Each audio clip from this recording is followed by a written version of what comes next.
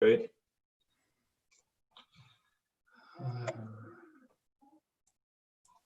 All right. I believe that we are live. Yep, I am seeing the attendee number flow in. Happy Saturday, everybody. I love seeing so many people here for some education on a Saturday.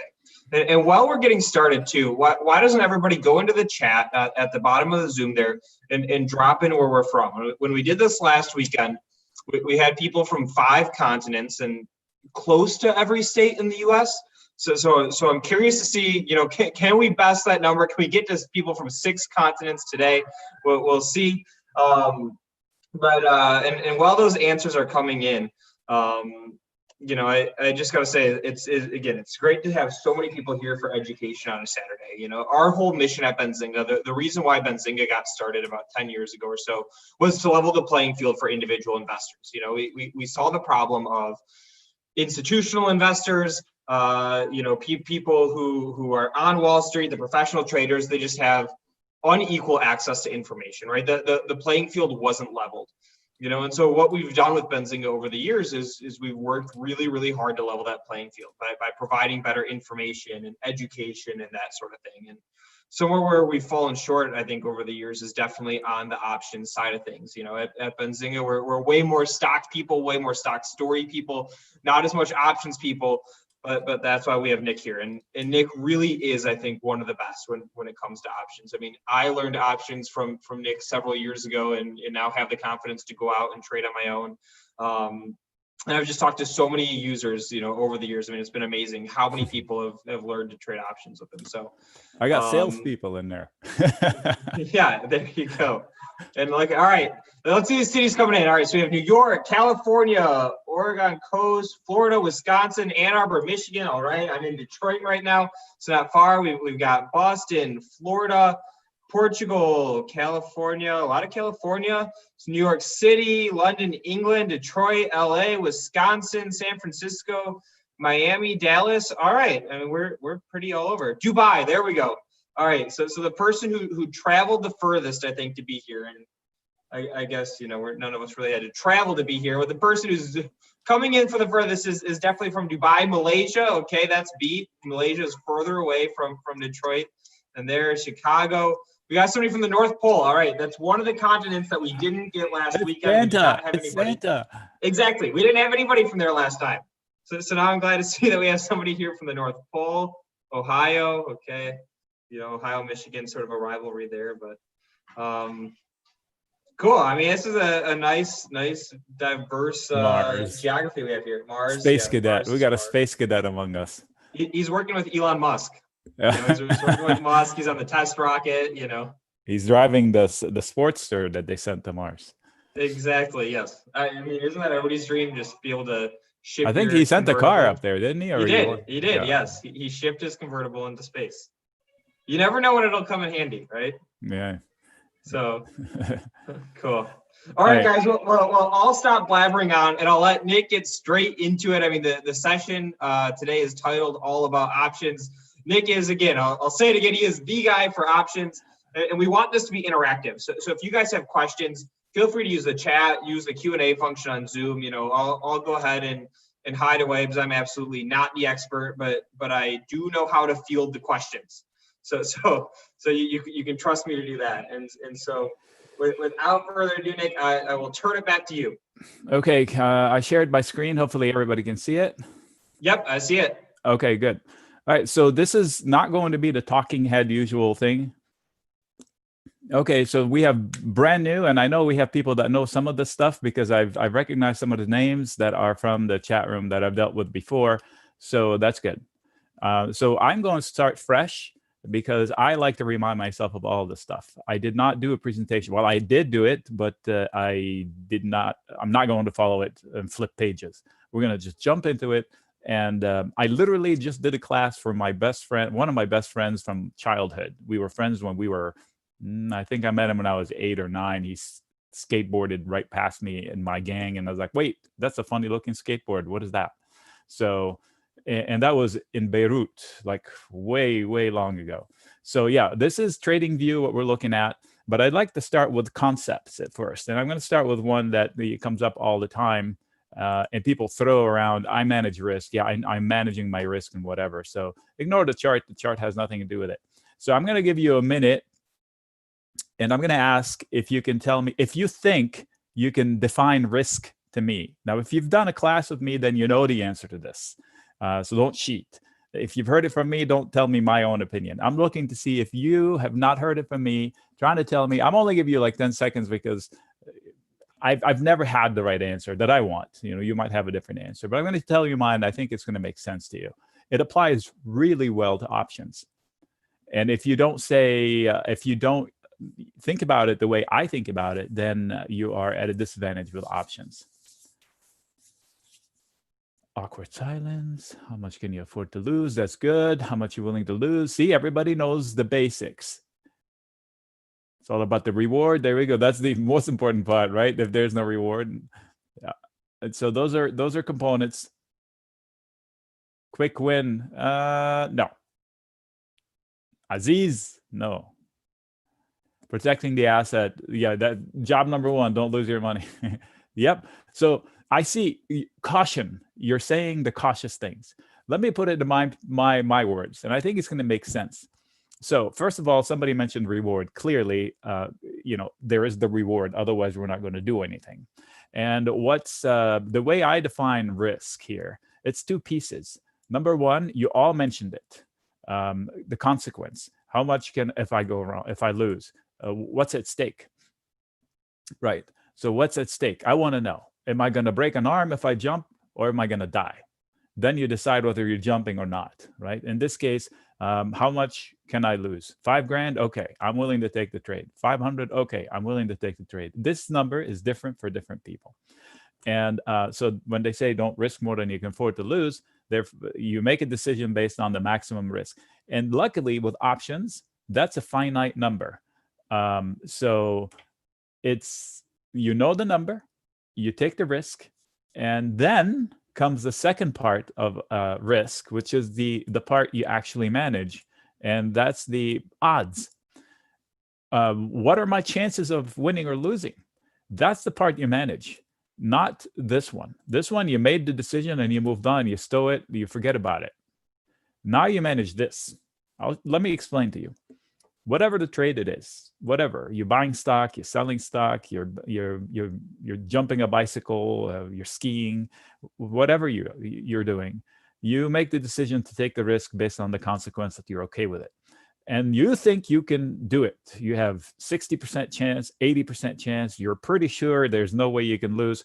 So that's the percentage, and then you start monitoring that percentage with time, with price movement, with whatever happened. News comes out. And you start monitoring this part. Is it still like you like it? If it's not, then it's time to leave the trade. You know what I mean? So I'm not managing money. I'll tell you why this is super important with options. I'm managing my odds of winning on the bet I just made. Believe it or not, they're all bets. They're educated bets, hopefully, not just wild stabs. And in options, that's really easy to quantify because they give us the metrics. And they're not perfect, and they're not guaranteed forecast, but they are a ruler, and I should use it. Even if it's bent, if I use the same ruler, I can make consistent decisions. And we'll jump into real life examples in a little bit. But I want you to grasp this concept. So if it's not clear, please tell me, and I'll see if there's enough of you, I'll say it in a different way. But the point is, I make the decision to invest, to jump, to race, to get married based on what's the consequence if things go wrong. Okay, so we have somebody who's not clear. All right, so what's this stock you like? Give me a ticker you like. Apple. All right, so Apple is, I'm going to guess, what is it? I didn't look at it today. 117, let's say. So you want to buy one share of Apple. One is good. One's good. What? One is good. So if I wanted to buy a share of Apple, it's going to risk $117 right away, right? So that is the most I can lose. It can go to zero. I can lose all my money. I make the decision. It's okay. I want to do it because I think I have a 50% chance of success. That's your decision. So now let's say Apple starts falling and then Tim Cook leaves and something else. So now you start thinking, okay, so based on all these changes in the setup, my chances I think are no longer 50, they're like 30. I don't like that. I want to get out. That's the part you manage, the percent of success. All right, so we're going to move on and talk about what are options. I saw there are a couple of basic people in here that don't know options. So let's start there. And we talked about Apple. Let's use Apple. All right, so what you're looking at here is an E-Trade. I'm not recommending it. So I'm just showing you because I have a practice account there. And I'm showing you, this is what they call an options chain. We have, it's a bunch of contracts. You see a lot of lines. Each line corresponds with a price. And they're basically contracts that you can buy or sell. So everyone, if there's a transaction, there's a buyer and there is a seller. There are two types, but before I go there, I'm going to give you a general statement that is true for both sides. If I buy a contract of calls or puts, I become in control of an asset. If I sell either of those two, I'm at the mercy of the buyer because I am making a commitment of sorts if I'm selling. If I'm buying, I reserve the right to do something, either side. If I'm selling, I am obligated to doing something if called upon. Okay? So when I'm selling, I'm creating risk. When I am buying, I am most likely controlling risk. And I'll use the put side to start explaining options because the concept is tangible to a lot of people. I'm going to jump to January. Yeah. So let's say I own shares of Apple and I'm worried. I own 100 shares and I'm worried through January. Middle of January, it would be fine. This way, the elections messes out, whatever is going on, the vaccine hopefully will be out, blah, blah, blah, blah, blah. So I'm okay after January, middle of January, but I want protection from January on. I mean, until January, middle of it. So I go to the side that says puts. This is right here. It's the put side. All of these are puts. And you see many lines because there's a different contract for every price level. There's one at 105, there's one at 102.5, there's one at 100. I can choose whatever price to protect my stock at. Let's say I bought it when it was 70. I'm making up number. And I'm okay losing down to 100. But if it falls below 100, I want to be guaranteed exit at 100. So I can go out and pay somebody $100, $97 to be exact, and they will guarantee me my $100 price through the middle of January. So in fact, there's 56,000 contracts in there. So that's a nice round number.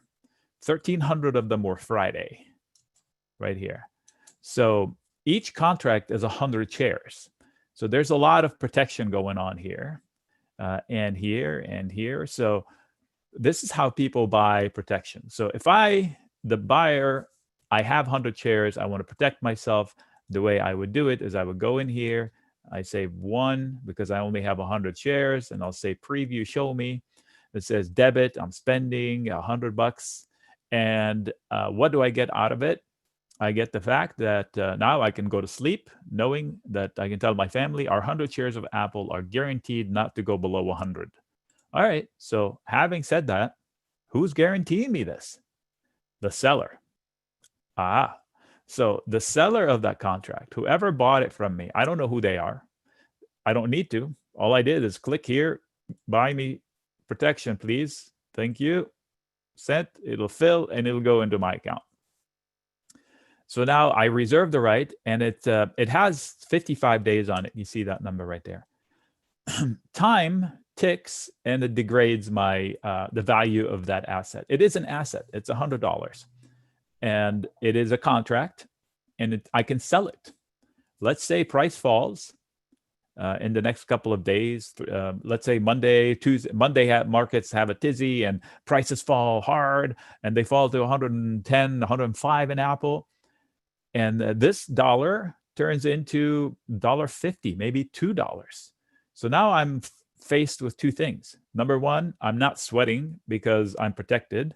Number two, I'm seeing some greens from that asset I just bought because I paid $1 for it. Price fell pretty quickly. Now it's $2.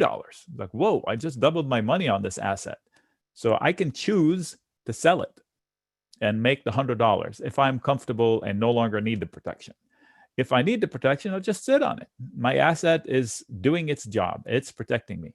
So let me remind you that most of you, I do, pay car insurance every month. You don't go at the end of the month and you say, darn it, I just lost money because I didn't crash. You paid $100 a month to cover your car. You didn't crash. It's okay. That was the point of the $100 you wasted. It let you own the car and drive it comfortably. Otherwise, you probably wouldn't own a car. And if you did, you'd be sweating bullets every time somebody came near you on the street. And you'd be worried about, oh my gosh, if I crash, I'm going to have to fix somebody's car or somebody's person. Hopefully not, if you injure them. So without that $100 a month, you cannot do your thing with the car. So I don't protect myself all the time, but if I owned a lot of shares and I know that there are a lot of possible pitfalls, I should buy some sort of an insurance. This would be one way. So that's one easy way to explain put options. They're puts, and you've heard it say, the Fed has a put under the market, meaning it's like a safety net, the way they use it. It has a put on the market because they have a binky. Every time we start crying, they shove something in our mouth. Here's more money. Here's lower rates. So they have a put under the stock prices. And the same here. I am buying a put to protect myself. So who's selling? Believe it or not, I like to sell. How? I do homework. And if I see that $100 is a great entry point for Apple, I'll sell it. How do I make money?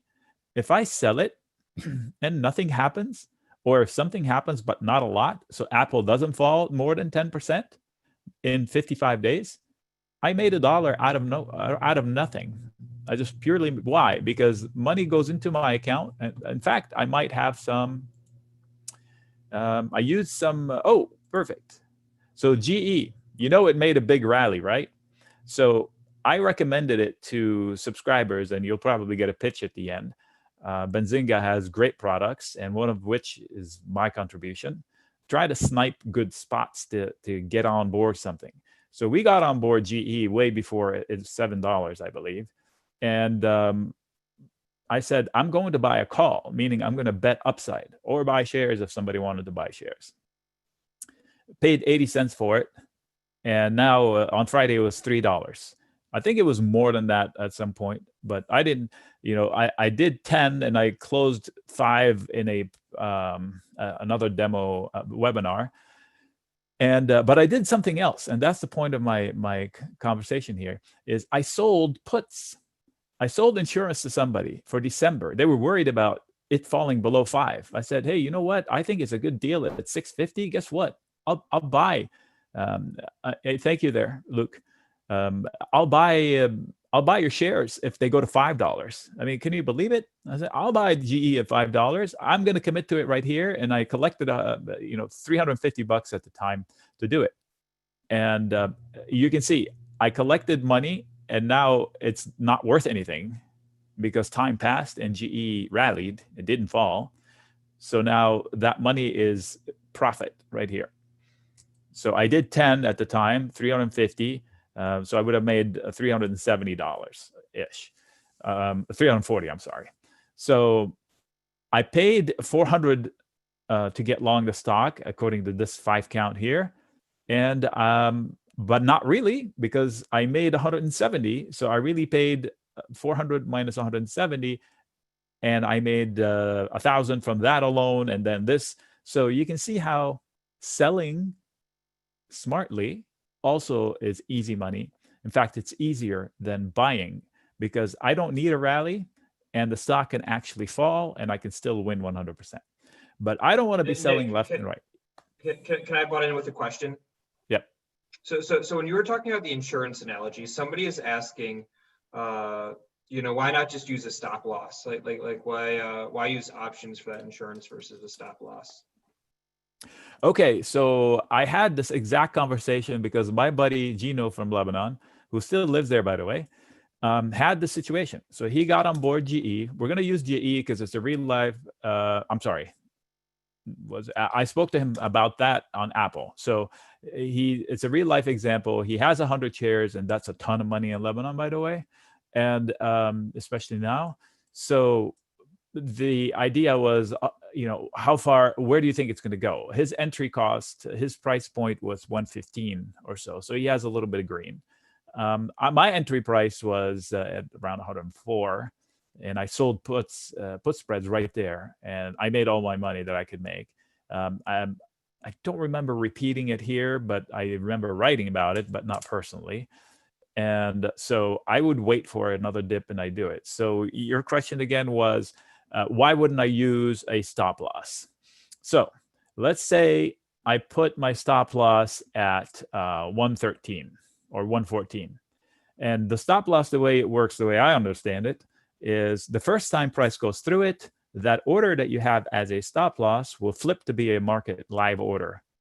And then the next time it'll execute on that tick.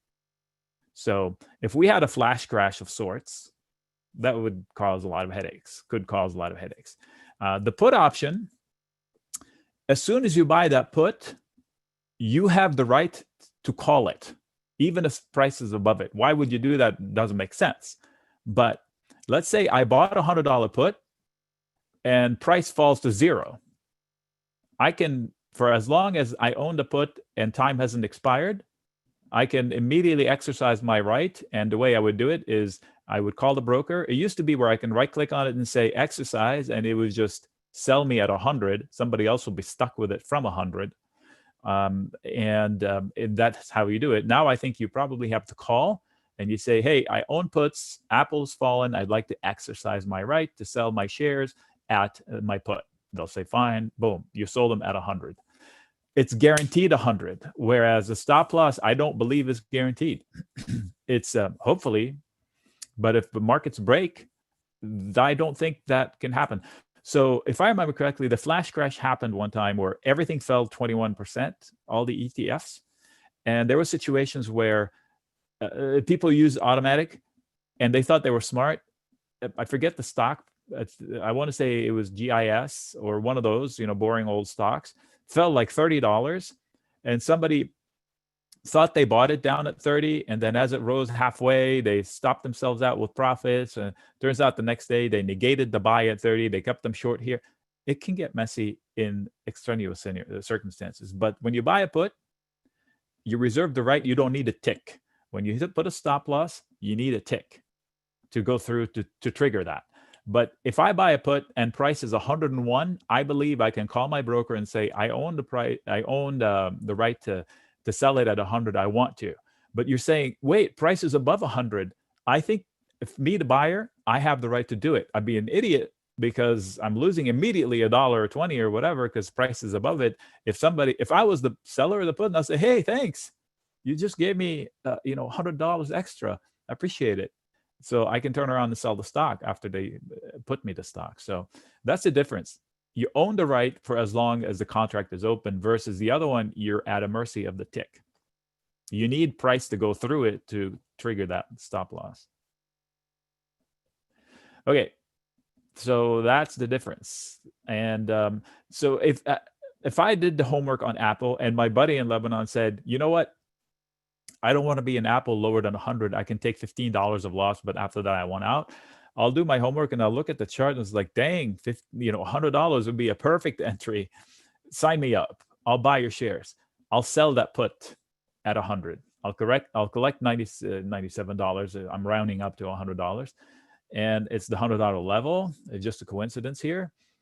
And he can sleep through January, middle of January, knowing that I'm a buyer of his shares at 100 if Apple is down to 0.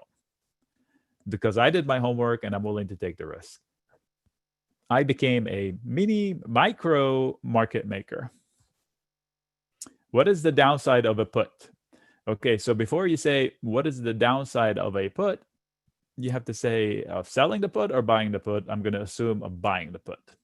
So the downside of buying a put is it's an asset that dwindles in value and it costs you something. When you put a stop loss, it doesn't cost you anything. So you buy it. It's not like a car. Somebody's saying it's like a car. It's not. Because if price falls, you make a lot of money. With a car, you don't make a lot of money. It's depreciating immediately. The put has a chance of making money. That's how they short stocks. So it is an asset. It could lose value pretty quickly. It can gain value pretty quickly. So how does that happen? It's very easy. I'll show you the picture of it. All right, so we'll go back to the looks of the puts. Let's stick with Apple here. This is where price currently resides, 117 and change. That's where the color changes. This is the puts. These are the puts. So mark, hopefully you can see, it costs $4 to buy the 115 put, okay? Because it's right here. Any drop in price will increase the value of that put. The $120 put costs $7, 8, 10, 14, 18, 23, 28. So imagine a 10% drop in Apple. Whoop, price goes to here. This one will be priced $20. So if I buy this $4 put and I'm shorting Apple, and Apple indeed falls, I can make $1,600 out of $400. So that's the juice I can make. And unfortunately, if I guess wrong and it rallies, I lose just as fast, because then the $4 will turn into $1, because price will rise and the action will go away from my asset. So it is an asset. It grows in value if price goes into it and lower. It loses value if price rallies. And if it's anywhere below current price, even if price doesn't rally and time ticks, because it has 55 days on it, then 54, then 53, then 52, it loses value. If you keep price where it is, and this goes tick tock, and it's down to minutes, this will be 0. It'll be 15 cents. Okay, so the puts are assets, and people use them not just for insurance. They use them to bet on price movements. You're saying, oh, it's gambling. But when you buy a stock, you're betting it's going to go up, right? You buy shares, you're risking $115 right here, right now. You think you're smart because you did your homework and it's going to go up, but that's a guess. You're guessing it's going to go up. It's an educated guess. You did your homework. You studied PEs, price to sales, PEG ratios, all kinds of stuff. And you think it's going up. You did your homework. You gave yourself what I call edge. And you risked $115 right here, right now. You can do the same by using calls or puts. If you did your homework and you think Apple is way too expensive and you think it's going to fall, you want to short it. You don't want to short it outright. Then you buy puts. It's easy. You spend the $150. And if it falls through $105, that $150 will turn into 4, 7, 8, whatever. How far it goes, how quickly it goes, you're making money like gangbusters. So that's the way you can, quote, trade options. Just to let you know why anybody do that and not just short stocks. I don't know if you know how to short stocks. When you short stock, you say, Apple, I want to sell it, and you don't have it.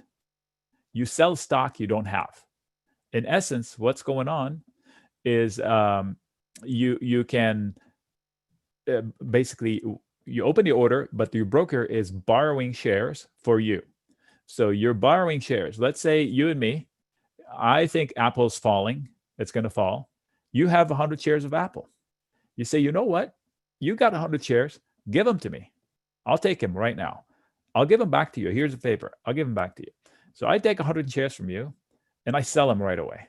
I collect 117.50 because that's what price it is today. But I think it's going to go down. So if I'm right and it goes down to 105, I say, you know what? I'm going to return your shares to you. I'll buy them back at 105.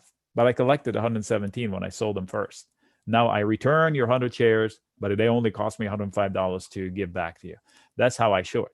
Well, that's great, except if it rallies, I'm losing money until eternity, until I buy them back, cover my short.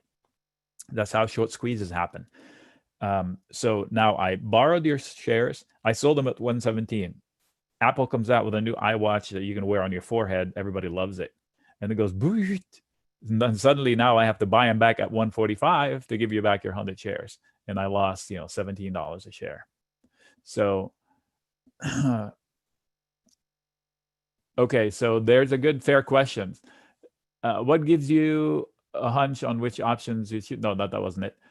Should have a minimum 100 stocks to buy, sell puts. No. Somebody's asking, do I have to have a minimum of 100 shares of a stock to buy or sell puts? No, you don't. You can buy a put if you have nothing. That's how you short a stock. If you think Zoom or Neo is going to fall, you buy puts in Zoom and Neo.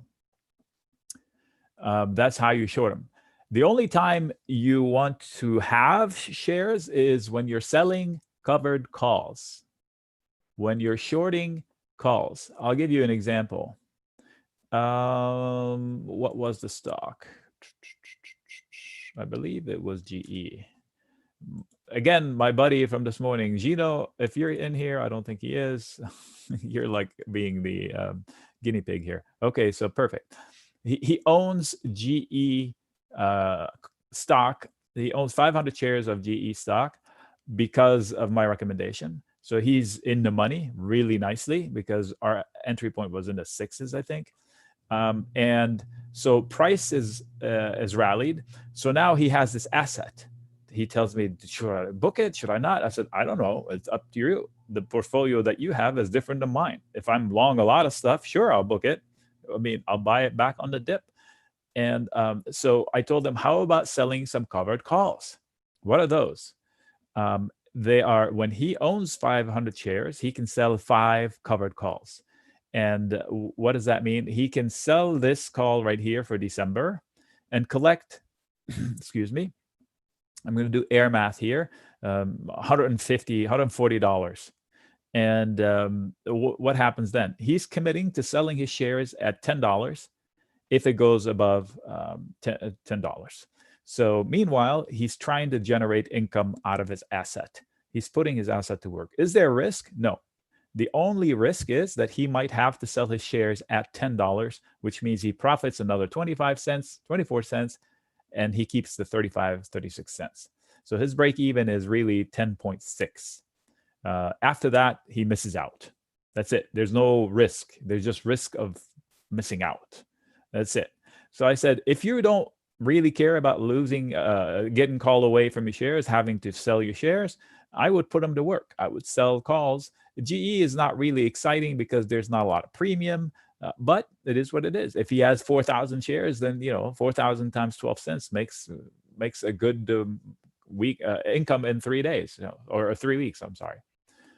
Okay, so there's no risk of buying stuff. When I buy stuff, I told you I'm in control. I am not obligated to do anything. My only risk is the money I pay for that thing. If I buy a put, I reserve the right, not the obligation, to do something with that put, meaning to sell my shares at that price. If I buy a call, I reserve the right to buy those shares if I choose to. Otherwise, I may choose to just waste my money. I bought the call. You know what? I changed my mind. I don't want anything to do with it. I can sell the call. I say, you know what? I've changed my mind. I'll give you an example. So Tesla, right? $1 billion stock it used to be. Now it's a billion divided by 5. So if I wanted to buy Tesla shares, if I would have to fork over $500, or I can risk. My God, I can't believe the prices of these. That doesn't make sense. I mean, it used to make sense, but geez Louise, what? All-time highs. No, it's Knocking a new not all-time high last week, I think. not the stock price, the premiums. What? I mean, it's cheaper to buy this thinking this can't be right. It's cheaper to buy the shares. I mean, it's going to cost you $3,200. Anyway. So, okay. So it's a big investment. So the reason why people use options, because you risk less to make more. So if somebody wants to buy 100 shares of Tesla, right, it's 100 times $500. That's a lot of money. They can risk less for next week by spending $3,300 to lock their price at 490. So let's use 495. So they can spend. So if I wanted to bet up on Tesla, but I don't want to spend 100 shares times $500. I can spend this much. I'll show you. $2,300. So what does that do? That gives me the right to buy the shares at this price, $495. So if Tesla has another week like this week and it goes gangbusters, if it goes to 520, I'm in at 495. But I paid $23 for it. So I really needed $23 above this price to really break even. Does that make sense for everybody? So how would I use this information? Let's say I paid that money. Monday markets open up. Tesla opens up at 515. I don't want to exercise my right because I'm still not at break even. Remember, I needed $22 above 495. So that $23 I paid will probably be a lot more. Will be probably closer to 35. So I would just sell it. I own that call. I paid 23. It's going to be 35 or 3. I'll sell it. And what do I make? I make $800, $1,000 out of nothing. So why wouldn't anybody do this all day, every day? Because I only have 7 days or 2 weeks. So then if I get it wrong and it drops, whoop, that 22 turns into 17. So I lose immediately $500. It's a volatile play. That's why when I share a write-up of just strictly buying calls, I better do my homework to know that I have a good reason for it. So when I did GE as a recommendation, and it was one of them, I knew that it was based. It had been tested on COVID. That's the worst test of all time. We've never had a tougher test on stocks other than not COVID. COVID wasn't the test. The medicine for COVID was the test. When we shut down the world, we killed all business, and every paycheck on the planet stopped, and every business stopped for months. You can't get a bigger test than that. And it made a lower low, and then held the low. I was like, and then the breakout came. So I need breakouts, and then I'll say, okay, I'm comfortable buying calls, and that's the idea. You want to buy a call, and then it jumps up on you. Like, let's see here. The other day, last week, Alibaba, when it dropped, went on calls and immediately got a pop, and I book it. It was a trade. I say, this is 2020, people. Don't overstay your welcome and fall in love with something, which means that I book a lot. It means I miss out on money on the table, so to speak, but that's totally fine. Same with Facebook. Domino's Pizza did that. So it's personal preference. Peloton did that. Overstock did that. Datadog. Sometimes you get it wrong and you lose. So the important part is to not do it willy-nilly, folks. People jump in and out of options willy-nilly. I'm very methodical, and hopefully you would graduate out of, you get into the first product line. I do offer different levels. And as you migrate into, I call them safer. People say, what, you sell options? That's so scary. To me, it's safer than buying options. Okay, so if you've taken any options class before, tell me the first sentence they say in the class. Hopefully some people here took classes of options. I've never taken a class on options, by the way. I learned this the old school. Okay, nobody's answering. Yeah, Nick, I was going to ask, while we're waiting for answers to come in, how did you learn options? I'm sort of curious. When they first came aboard, there was only the RUT, SPX, and the NDX. I just started trading the RUT First year I Okay, so traded you it, just jumped right into it. I jumped right into it. In fact, I'll tell you how it came about. Funny story. So I was running 2 companies at the time, and my buddy comes over one day, and he goes, I have to go to the bank. I said, what's going on? He goes, I need to bring 25,000. I said, well, what happened? He goes, I did something in options, and I have a margin call on my account. So I didn't know what options were. And then I said, so what are those? He didn't know. He didn't know how to explain it to me. I was like, Okay, yeah. what is that all about? So I started learning, and that was my entry point. All right, so you just learned it by doing. By doing it. Hopping straight into it. I Okay. learned what it was and that you can buy it. And then the day I learned I could sell it, I was like, wait, what? I can sell Like, wait, it? I can generate income. Right. So here's the thing. Here's the first statement. In every first paragraph and every options book that's out there, probably it'll say, most options expire worthless. Why on earth would we would want to buy them? I'd want to be selling them, because if that's true, then I should be a seller, because I would most time win. So you have to buy them if you want to make leveraged money, because when you sell them, the maximum gain is set. But the good thing about it for me is that I can calculate. I don't need anything to win. In fact, if things go wrong, I can still win. If things go really wrong, maybe I don't win.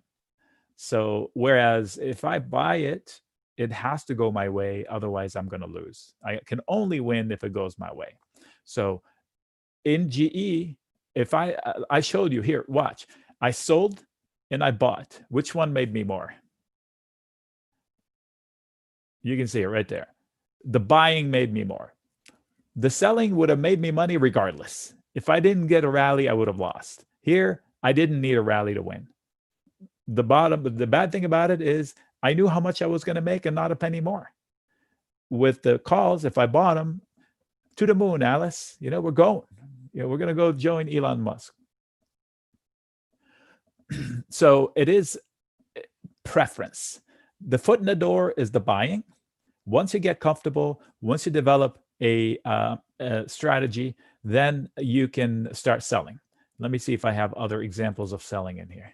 Okay, so Facebook, perfect example. Facebook, let's go to the options chain on Facebook.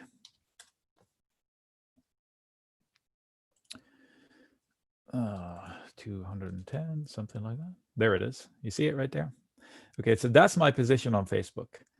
When I sold it, I don't remember when, it was over $2. I collected over $2. Now it's only worth 50 cents. I can close my bet by buying it back. So I can go my account, close it. And basically I'd be buying it back. I'll be spending $200, but then the risk is gone. And I made $1,000. So that would be the opposite of Facebook. So my risk is down here. So Facebook will have to go for me to start losing money. When do I do this? I do this when this is going on, bad days. On bad days, puts are hot. Everybody's going to buy puts. They're FOMO. CNBC says, is this the end of the rally? This is where you go, you sell some risk into their fear. But when you know that something is hitting a floor, the opportunity for us is to buy, maybe sell puts, to buy calls.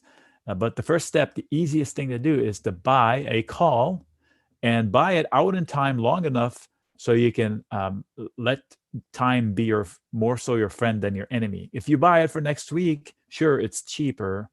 But if it doesn't happen next week, you wasted your money. Then you have to buy it again. And it's hard to get to time it right if you're not good with charts.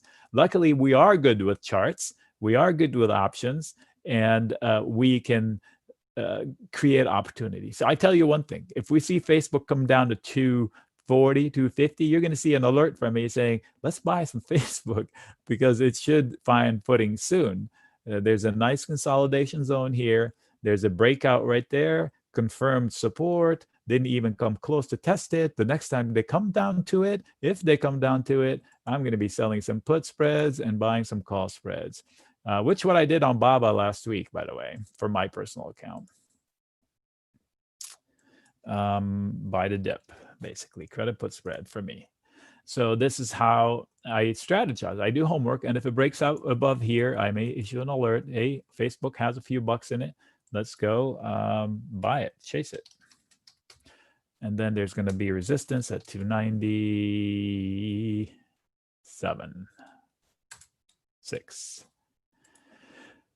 All right. So up here, if it goes above here, where said resistance lives, we'll say open air. Kind of, because there's one fail point above it right here. All right. So this is I just did a strategy session for Facebook. Easy for me to say. I could also buy the dip here at 264. All this is saying if I'm long Facebook, I'm not getting out. The markets can correct, fine. So this is the logic. Be good with charts. Have good fundamental. I'm not going to be chasing crappy stocks. And if I am, I'll disclaim it as such. Hey, this stock I know nothing about. It's a complete lottery ticket. Like Overstock, for example, I was hesitant because OSTK just a few months ago was $3. It rallied 5,000%. And now I still like it. It still made some money here, but it's going into resistance. So I don't have as much faith in Overstock, say, as in Apple or Facebook or Amazon when they fall. So there is a limitation to just buying. Like if I want to recommend Amazon, you're going to fall out of your chair when you see how much it costs to buy calls naked in Amazon. So I want you to start thinking along the lines of, hey, it doesn't have to be all naked calls. So if I wanted to buy a call in Amazon, it's going to cost me 158 times 100 for one. Oh, excuse the noise in the back. My son started his race truck. Hopefully you can't hear it. Oops, I don't have enough money to buy it in this account. Okay, so this is 158 times 100, 15 grand, almost 16 grand for one call. One call. So imagine the loss you can have in one day if Amazon goes down. Boom, out. Whereas if I wanted to sell something, I'd go to Amazon 2600.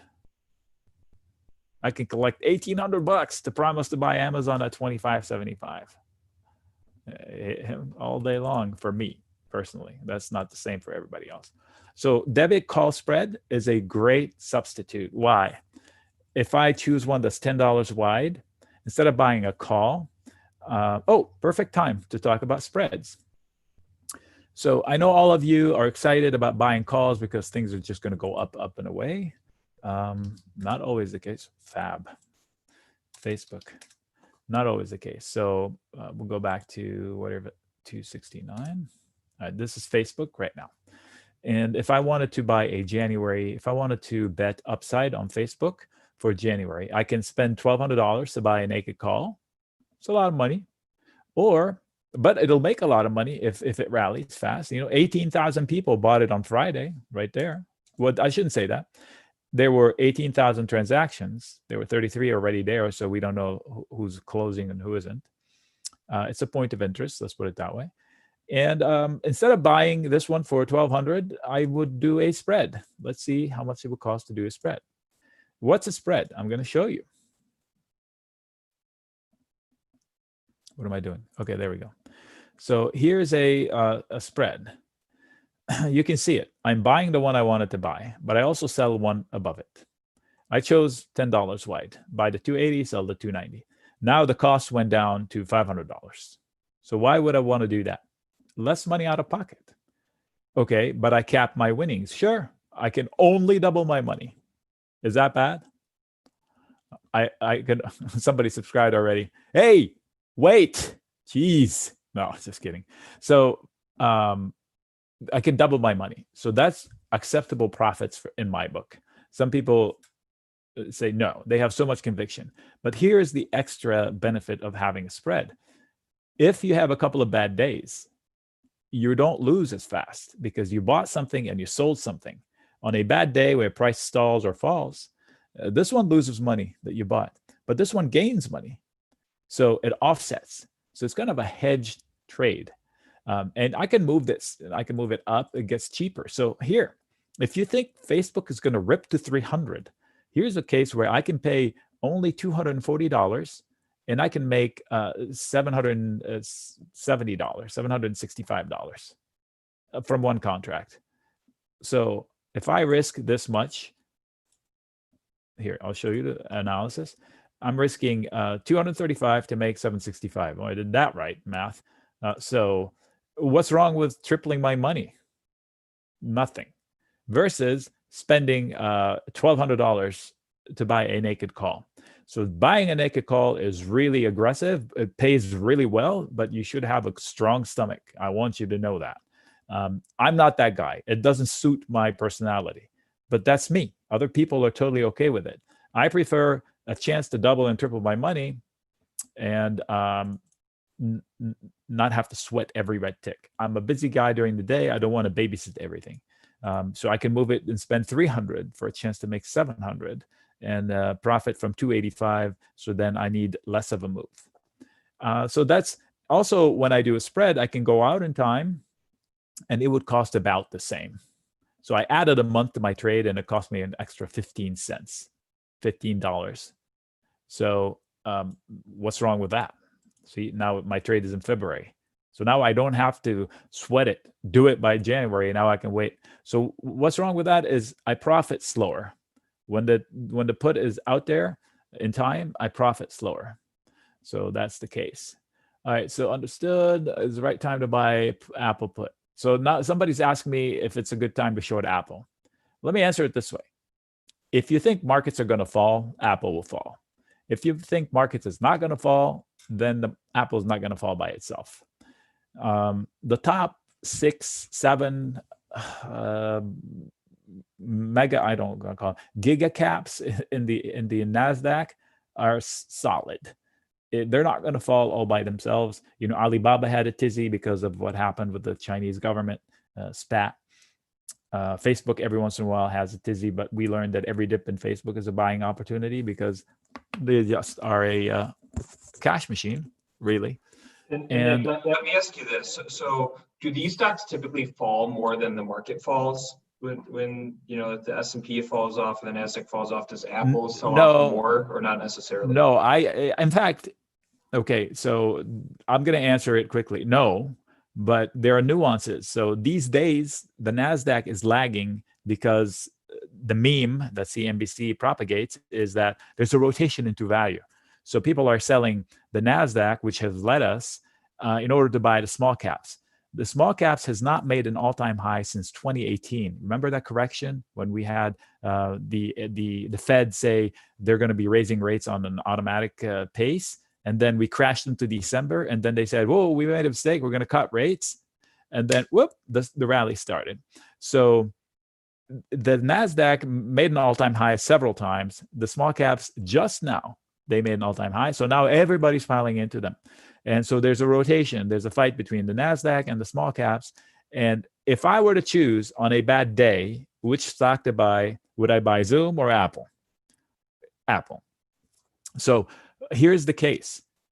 Nobody's afraid. You're saying the VIX is high. The VIX is high because it's like the CPI. It's a broken machine. It's not measuring fear. On Friday, we, quote, had a bad day. The stocks that were up were all frothy. I'm happy because I was long of them. DraftKings and Overstock, DraftKings ended up down, but it was up like 3 or 4% at one point. Overstock was up a lot. NIO and Tesla at one point were up. So if markets are really scared, they don't buy risk. They buy solid things. They buy bonds. They buy Apple. They buy Facebook and Google and Amazon to a degree, but not really. But so there's no real fear. And so I think that for Apple to correct 10%, the whole market's in trouble. It's not an Apple thing. So somebody's asking, is it a good time to buy Apple puts? If you want to short the market, yes. I am not a fan of buying anything. So shorting Apple just because it feels like it. Let me show you how I would do the homework. This is the homework that I have for myself. And okay, so this is a short-term chart on Apple. I put a lot of lines because I use them to guide myself.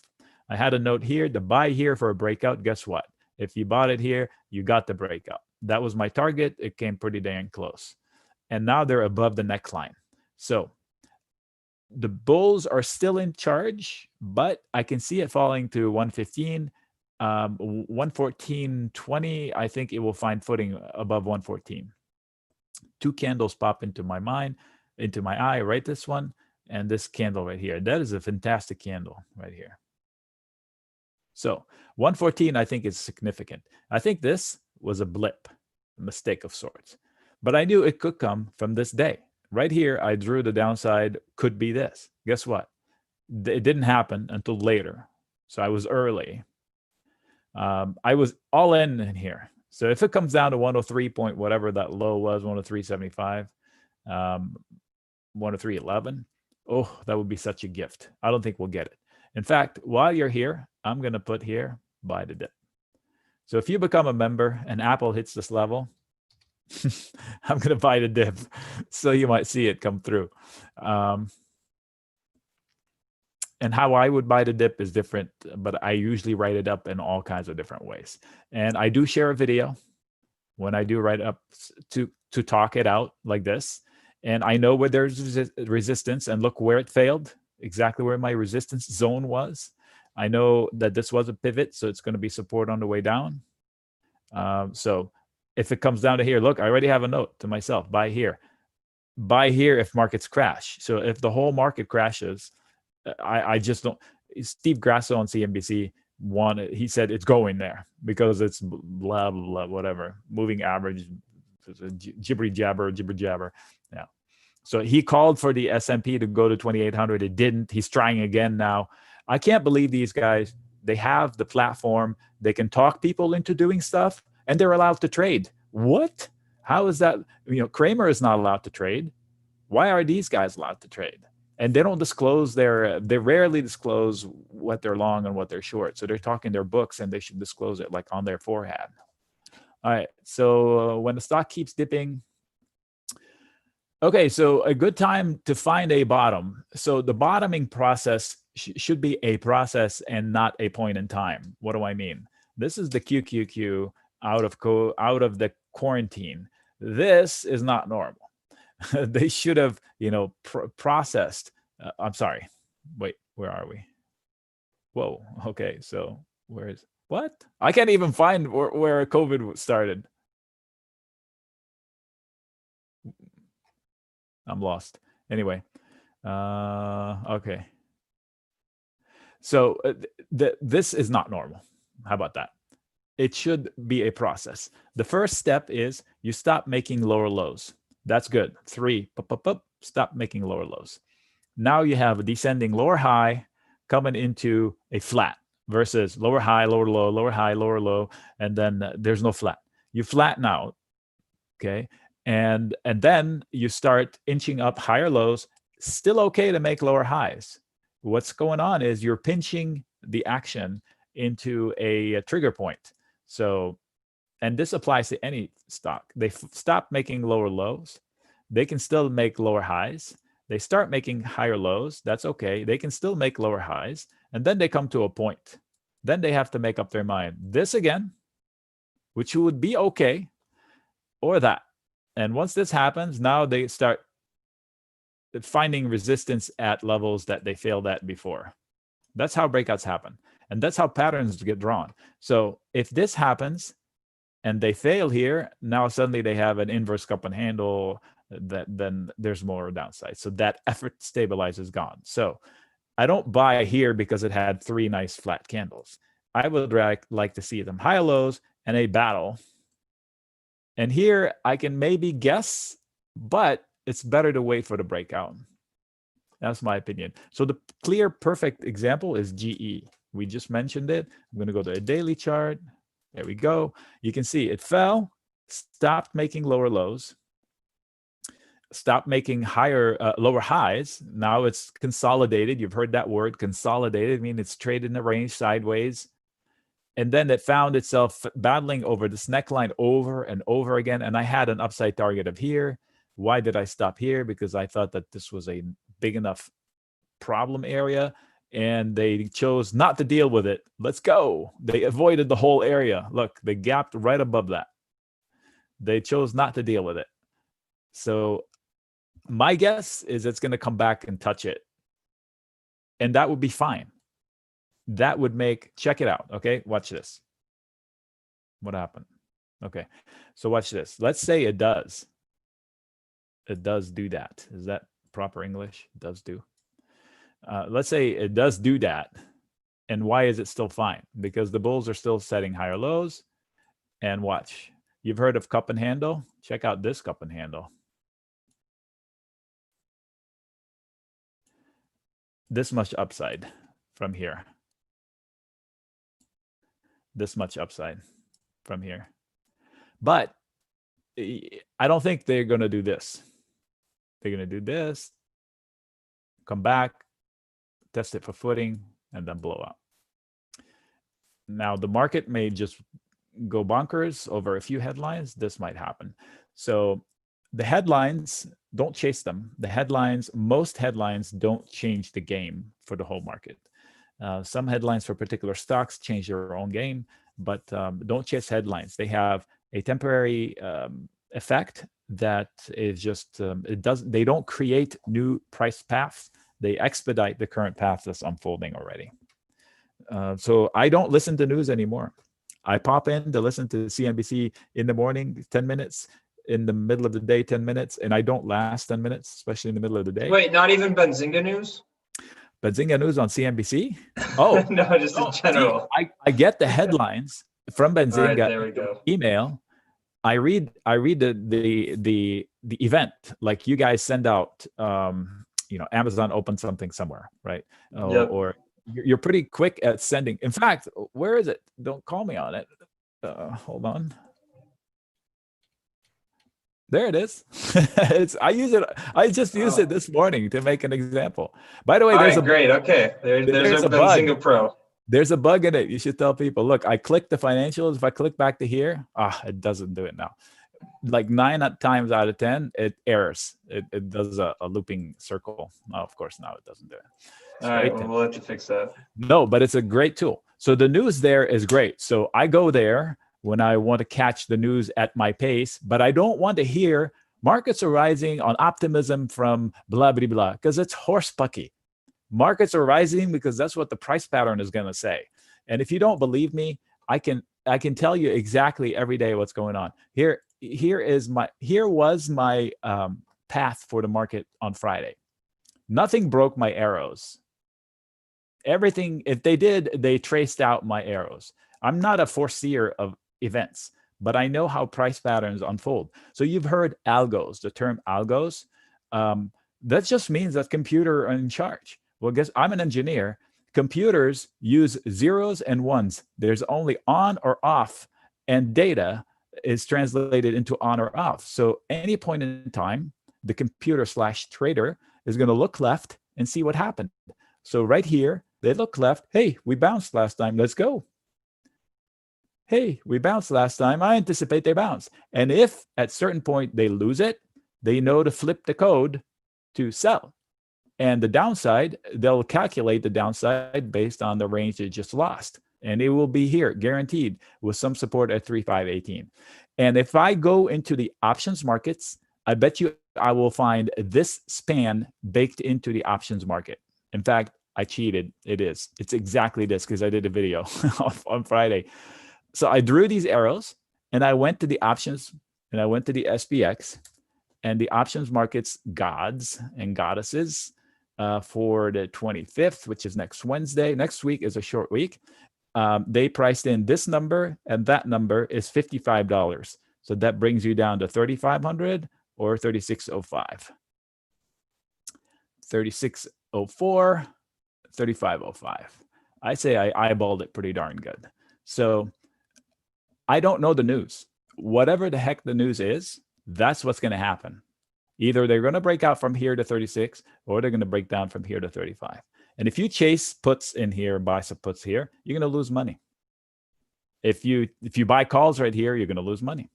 So the news doesn't make the price. The price pattern is unfolding based on machines controlling trillions of dollars. Period. End of story. Okay, so let me see here. Legion late. Did we jump around? What we did today, I want to recap so far what we did today because it's easy to get lost. I started with the definition of risk. Okay, so I define my risk in two ways. First of all, there's the carrot, and that's different for everybody. And then the risk itself is I define how much do I want to concentrate, like the GE trade. Okay, I want to risk $500, not more. So I'll buy the calls and I accept the risk. Sometimes I say to myself, I don't want to lose more than 200. Then in my mind, I will say, if my trade goes 200 red, I'm out regardless. Don't break your rule.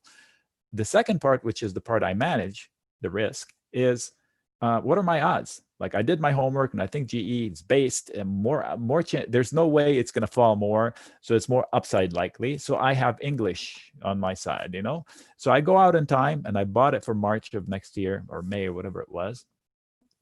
And I wait. So now I manage my odds. Let's say time ticks and it's like, you know what? I'm running out of time. I should close it or move it out in time or something. So that's how I manage my risk, the chances of success. That's what we started with. Then we jumped into definition of options. So the options, we said we have their contracts. They have time limit. This one has 4 days. There's one that just expires on Monday. And they are buyers and sellers. So if I buy a contract, there is another person on the other end selling it to me. So if you think you're just buying it off the shelf, that's what bothers me when the Nigerian brothers say they are buying the $3,600 call. Really? There's no seller. They're just buying it. It's an immaculate buy. It's off the shelf. That's incorrect. There's a buyer. There's a seller. They're assuming that the buyer is smarter. I don't know why they would assume that. Oh, we can tell from the bid and ask and where it filled. It filled on the bid and more desperate buyer. Like, okay. I would rather not guess. So there are nuances in the options market. Don't fall for the headlines on TV. If you've seen it on TV, you're probably late because that's the last place it gets. It gets to Twitter. It gets to the people who have machines on the floor first. It gets to us on Twitter. And then finally it goes on TV. So if you read it in the paper, do they have papers? Then forget about it. It's gone. So that's the second part. We talked about what's the definition. It's a contract. You buy it, you sell it. It's an asset. It could be protection. It could be bet short. And then we talked about all kinds of different scenarios. Spreads, vertical spreads, a call spread. I can buy a put spread. I bought a put spread in NEO. I lost money. I made money. I didn't book it. I lost money. But that's fine. It was a bet. And I bought a $29, $19 put spread. What? I can hear you screaming at me. What the heck are you doing? $29? Are you insane? Okay. Somebody asked about in the beginning, you guys, if you're barber, I'll have a story about that. So this is NEO, right? So let's do NEO. How I would look at NEO. Is it a good investment? Not in my opinion. First of all, is it a good trade? Definitely not, because I missed it. Unless I'm active trader trading, 15-minute increments with this kind of information, I'm at a disadvantage. If I'm thinking the investment, I better be wanting to own it for a long time. And I'll tell you why. I'll tell you how this is different than Tesla. First of all, it's not Tesla. Tesla has Elon, and it has several aspects that are not available to all EV cars makers. Second of all, let's just talk valuation. I used to be a Tesla non-believer. I am a convert. I'm not a fan, but I am a convert. I definitely would not buy the car. Here's the game changer for Tesla right here. Cash from operations, $4 billion in 1 quarter. Or is that a year? 12 months, $4 billion. Well, they used to need loans to exist. They have $9 billion net change in cash, free cash flow, $1.8 billion. These guys, NEO, they lose $11 billion a year on sales of $7 billion. What? Here's the valuation problem, not the PE. Tesla is not cheap PE, 930 PE. They don't have a PE here because clearly they lose money. But here's the expensive part. Price to sales. Tesla, this used to be 7. Now with the hike in the price, now it's jumped to 18. That's expensive. NEO used to be 4. In few weeks, 10 times more. What is the price to sales? It's how much hope from the investor in the stock price. Let me word it differently. If you own the pizza shop and it's successful, somebody comes to you and say, I love your store. I'd like to buy your business. I'm going to give you 17 years worth of your sales today to give me your business. Forget about profits. I'm going to pay you 17 years worth of your full year sales today. Would you sell it to me? Yeah. So you want to know what's an expensive company? Amazon? Would you say Amazon is expensive? I'm going to say yes. People usually say, oh my God, it's so expensive. Yeah, there we go. Assad says yes. Or Assad, sorry. So everybody, yes, yep, of course. I'm going to prove you wrong. So you know what this number is for Amazon? Yes, Sylvester knows. Amazon's number is 4.5. How cheap is that? 4.5. That's half of Apple almost. It's definitely more than half of Facebook and Google. Nobody's as cheap as Amazon. How expensive is it? It's dirt cheap. Dirt cheap. Its PE is 150 or whatever it is. Who cares? They spend it to grow 30% a year for 10 years. 30 a year for 10 years. And they are super profitable. They choose to spend a lot to make a lot. And the way you know they're not expensive is there's no hope in the price. The ticket price is high, $3,000 a share, but it's only 4 times their sales of full years. 4. They make like 100 billion a quarter. So 4 price to sales. Tesla is expensive at 18. This one, 44. 10 times more than it was like a few months ago. Last time I checked, which was a couple months ago, it was 4.5. Now it's 10 times more. So there's a lot of hope. They better deliver. Okay, so who's the worst? Zoom. It's 100. They have 100 years worth of sales almost. It was 112 at one point, and now it's 96. 96 worth. So if I go to Zoom and I say, I'd like to pay you 50 years of your sales right now to give me the company, to go, no, they're paying me double that in the stock market right now. No, you're going to have to raise your price. And I'll say, you know what? Thanks. I'll go build my own platform. So that's the kind of number that this is the number to gauge expensive for stocks like these, high flying stocks that lose money, and they are, or they are growth stocks like Amazon. To say Amazon is expensive, the price to earnings ratio, then you don't know anything about investing if you're talking price to earnings ratio on Amazon. People shorted Amazon for 10 years based on them being expensive on the PE basis. Look what happened to these people. Yeah. It was expensive on PE. This whole that's a crazy chart. This whole trip, it was expensive on PE. But nobody saw the fact that he was growing sales like nobody's business. Woo-wee. That's the best CEO of all time. Hands down. Uncontested. Champion. So know the company you're investing in. Know the valuation you want to judgment. Like Shopify is expensive, but it's part of those super ultra hyper growth, whatever you call them. So the only fair way to compare them is to look at the price to sales. That breaks down on companies like Novavax because they have no sales. They don't have a product. And if they don't get this product to market, they'll go back to zero, like the way they were. So, so price to sales probably won't show up anything. This was the case of pot stocks when in 2018, they had evaluations of 7, 8, 10 billion when they only had like 5 million in sales. That was crazy. So, Novavax has 20 price to sales. That's surprising. Market cap of 5 billion. What do they make? $18 million in sales. So something's wrong with that calculator. Yeah, so they have no sales. 18 million, come on. This was the case in pot stocks. Now it's different for pot stocks. So now they make more sense. So you have to know what kind of company you're judging. So I don't buy puts in Apple just to short Apple, because I have to also short the market. So you have to either have a reason to buy puts in Apple, to answer the question actually, or expect that, hey, the markets are going to fall, then you should short it. Or a technical, like here I see a problem. See, I put an orange line here. If somebody's long Novavax, they should stop themselves below $76, $75.90, because it could go down to 50-ish if that happens, if not 20.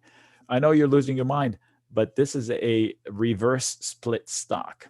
So to get the price of the stock, it's really $4, because they reverse split 20-1 last year, because they were going to get delisted. It was like 80 cents or whatever. So they were going to get off the board and be on the OTC. And so they reverse split to still exist. And then COVID happened. It was like the best thing that ever happened to them. By the way, Novavax, the vaccine is in the name, and I don't believe they've had ever a vaccine come to market. Note to self. Okay, so the Neo hype is hype. Maybe, Tesla, I thought was hype. They shut me up. I have a foot in my mouth because of it, but at least I did that like 8 months ago, maybe.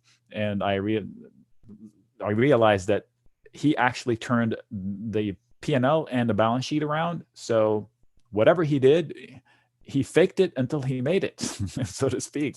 And boy, that was pretty impressive.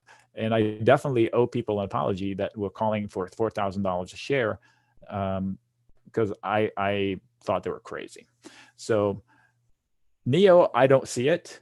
The Tesla story was, hey, it's not a car company. That was the selling point, right? Is that the selling point for Neo? I don't know.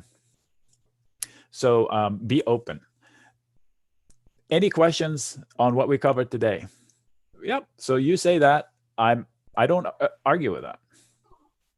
Yeah, and Nick, while the questions are coming in, I'd be remiss. You did your job of educating everybody for, the past hour and 20 minutes. I'd be remiss if I didn't do my job, which is just to give people info on the product. So I'm going to go ahead and drop a link into the chat.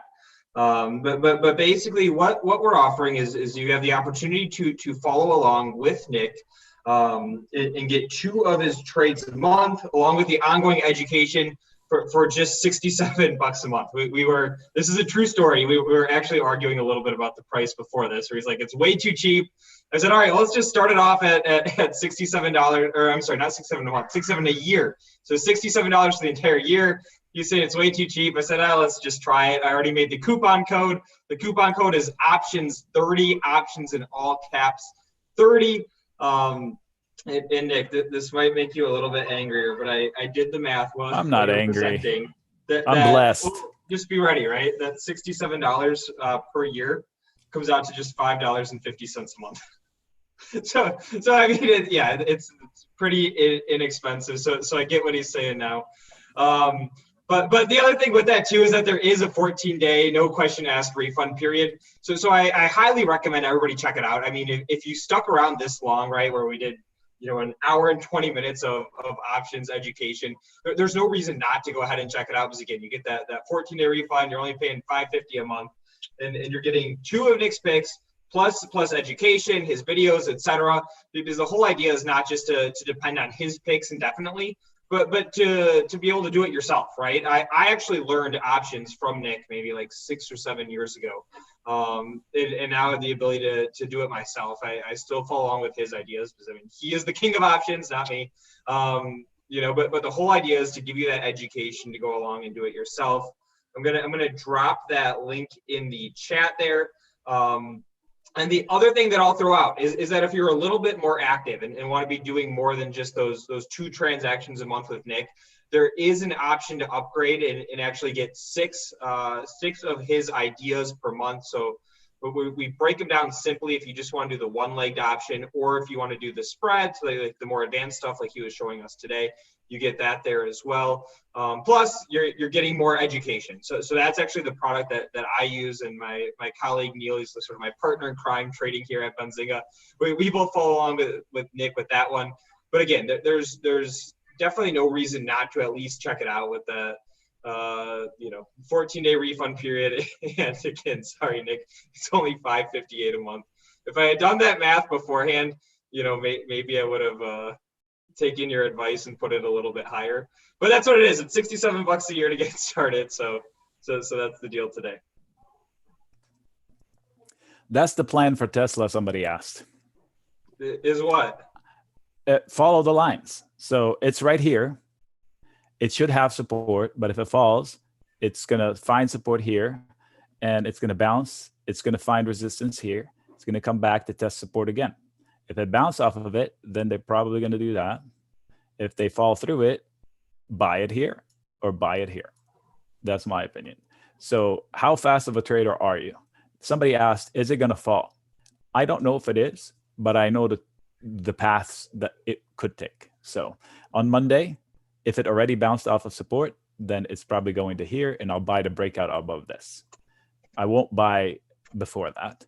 If it falls, I'll try to buy the dip here if I'm fast. If not, this is a good place to buy it for a trade. That's a nice pivot zone right there, look. And if it comes down to here, oh, nice longer term bet.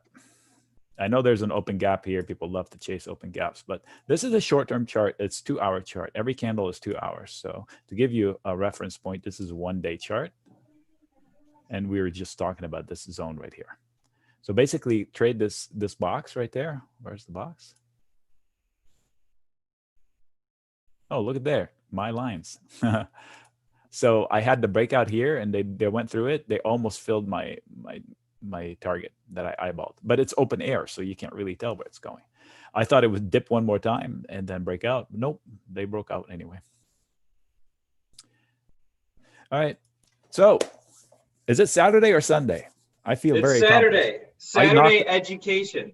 I knocked off a couple of things off the honeydew list this morning already. So she's gonna come home and go, oh, my hero. you knocked out that list. You did it like an hour and a half of education. You let me talk the price down to just $67 a year.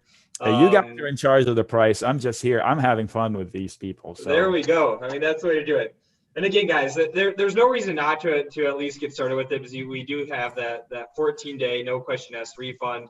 And again, you're getting more education. You're getting more Nick. You're actually getting his live trades. So, I think I've got my screen up here. I want to tell you that tools are important. Okay, so I keep adding tools into my toolbox. This is going to sound like a commercial, but I promise you, I don't get paid by these people. I met them in a Benzinga. He was the presenter ahead of me like about 2 months ago, maybe. The company is Market Structure Edge. The guy's name is Tim. Yeah. And this is a tool I added in my toolbox, and I rarely do that. So it's not cheap, but to me, it's worth the money. And it is, the point is not the advertisement, is open your mind to new tools. So if you're looking at charts one way, I want you to open your mind to ditch all the noise, VWAP, BWAP, Ichimoku, Bichimoku. Concentrate on the one that is actually tangible results for you and hone it, because it probably, I have friends that are Ichimoku gods, and I come up with their numbers just using eyeballs, not because I'm that good, because I have my own method. And if you're true with your own method, every style is going to converge to the one truth that's out there. So the easiest thing to do is use your eyeballs. That's your best tool to find levels. Just look left on the chart. And if you want to learn something new, I'm going to leave you with this homework. Learn a volume profile. So these are the orange bars and blue bars you see here. So these are volume. Nick, I was sharing my screen, so I think you have to share yours again. Oh, okay. Sorry, Thief. I hijacked it from you. You mean they didn't see all of that Tesla stuff I did earlier? No, the Tesla was there. Oh, okay. All right, they got all the Tesla lines. You're back on? Can you see? Yep, you're back okay. on. Okay, so these lines here, blue and yellow, they're called volume profile. And what they are is they're basically these volume bars down here that everybody has on their charts, and you rarely use them. These bars down here tell you when these happened. These bars, it's the same information, They tell you where it happened, at what price. So just looking at Tesla, 1 year's worth of data, can you believe that the price that was traded most was $152, like by a long shot? All right. In fact, this zone down here from 175 to 100 was the most hotly contested zone by a long shot. Look how little volume there is up here. But that's how low compared to how high. So Tesla needs to consolidate. It needs to spend time up here to move everything up. But if I zoom in, the zone rises because now it's more recent action. See what I mean? So that brings me to a point where if I zoomed into the relevant action from July to now, 421 is where they love it the most, with 2 big lines above it. That's support, people. So that's why I put triggers. And if you saw me do them, I said buy the dip, because this is an opportunity to buy the dip. Anywhere 420, 400 if you get a gift. I know you say, of course, yeah. Well, when the S&P was falling and the Nasdaq was falling in the middle of October, very few people had the gonads to go out and take bullish bets because CNBC was saying we're going to zero. So get tools in your toolbox. I added this tool to my toolbox to give me confidence. You should add one tool. If you don't have anything on your chart, get the volume profile somehow. It's free in Thinkorswim. In TradingView, I think they need you to pay $15 a month or whatever it is. The first level of payment used to give you volume profile. It's chock full of information. And that's everything I have on my chart. All the rest of the stuff are hand-drawn.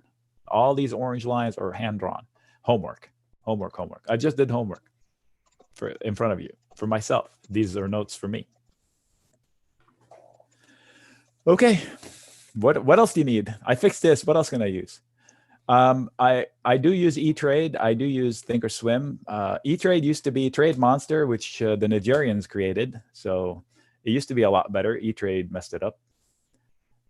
It used to be Flash-based, which was bad, but then they changed it to HTML5, and the transition was horrific, and it still has a lot of bugs, so be careful. But it's simple enough for options. They built it for options, and so it works that way.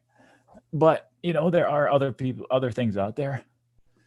Charting-wise, I use Thinkorswim. I have a whole bunch of windows open at all times, like all of these. And I have like 4 or 5 of these of the stuff I watch. It's really good live, and it's really good the volume profile, and it's got a lot of power if you need it. If you don't want to mess with the power, then you just keep it simple. Yes, TD Ameritrade. Thinkorswim is a TD Ameritrade product. Cool, guys. And I'm going to say it one more time. If you want more Nic, go ahead and click the link that I'm dropping into the chat today. You can get access for an entire year of his trades, ongoing education for just $67 a month. Again, with the 14-day refund window, no reason not to try that. And again, I recommend just last part. No, go ahead. You do have one more step where you can kick it up to get 6 ideas a month, and you're also going to be getting more ongoing education. That's what I use personally. So I recommend that one. Again, that one also has that 14-day refund window. So if you want to get started, you don't love it, there's no reason there. But again, it's just amazing, right? I mean, Nic is the king of options. I don't think that he would say that. That's what I call him. He taught me options years and years ago, and I'm still trading them now. So 1 year. 67 a year. Yes, not 67 a month, 67 a year. Thank you. Thanks for correcting me, guys. Yep. If you speak Arabic, we can chat. Or English. Or French. I can dabble in Spanish. Okay. All right. There we go. We got the first multilingual option service. Hello, hola. Yeah, actually, I did converse in French yesterday in one of my chat rooms. Buddy surprised me. He started, Habibi, he started to chat in French. And was like, wait, where DW? I did not see it coming. And apparently that was his specialty in college. Oh, that's awesome. Yeah, so I grew up in Beirut, and Lebanon was a French colony until the 40s. So all of our laws in French and Arabic, and day one in school is French and Arabic. We learned all of our sciences in French. So when I came to college here, I was like, okay, physics, chemistry, everything is backwards. So it was difficult. Yeah, no, that's great. All right, so I actually minored in. Okay. Sorry. what you minored in what? Tangent. I was gonna say I minored in German in college. And I just got to minored use it for I the first minored time there. in English. I came to the US at 19. I went straight to college, and I was top in my class in English. The teacher was so embarrassed because I was the only foreigner in that class, and because I learned English properly, where you guys just wake up knowing it. So I had to learn the grammar. So I was the top kid in the class, and she put me on the pedestal and embarrassed the heck out of me. But anyway, funny story. Cool. All right, guys. Well, I'll let you get back to it, Nick. Again, I'm going to drop that link in there one more time. $67 a year. You're getting the trades. You're getting the ongoing education, and if you do want to bump it up, you can get the 6 trades a month plus more education. And we can all have some fun in the markets together. You need me for anything else? Not for me. I mean, you went long on us, which I appreciate. I mean, I didn't think I'd get more than an hour of your time. I know you're busy with now the wife and kids, but we got 90 minutes. I mean, that's awesome. Yeah, on a Saturday. I have to go and make sure she sees what I did. So exactly. Yes, you got to make it really obvious. Hey, the dishwasher was run. Oh no, it's more serious stuff than that. Let's just say there were ladders involved and rakes and all kinds of stuff. So no, it was extensive. Yeah, no, you're getting advanced. All right. Yeah. All right, so I got to go. And how do I unshare here? Let's see here. You can take away sharing, right? Yep, I can take away sharing. Stop sharing right there. Boom. There we go. Cool. All right, guys. I'm going to rudely hang up. Thank you very much. I hope I see you in there. And feedback is great. So sign up. And if you don't like it, cancel. What the heck? If I don't see like X number of signups, I'm going to be disappointed. So yeah, don't disappoint me. I'll talk to you soon. All right, later. Thank you, Luke, for putting this together and moderating for me. Whatever you're drinking in the morning, I want some. Well, actually, it's not morning for you, so never mind. Yeah, see, I'm 2:30, but and thank you everybody who came. Again, I love seeing so many people here for education on a Saturday, with lessons we can take home and start using Monday. All right, bye. All right, take care. Bye, guys.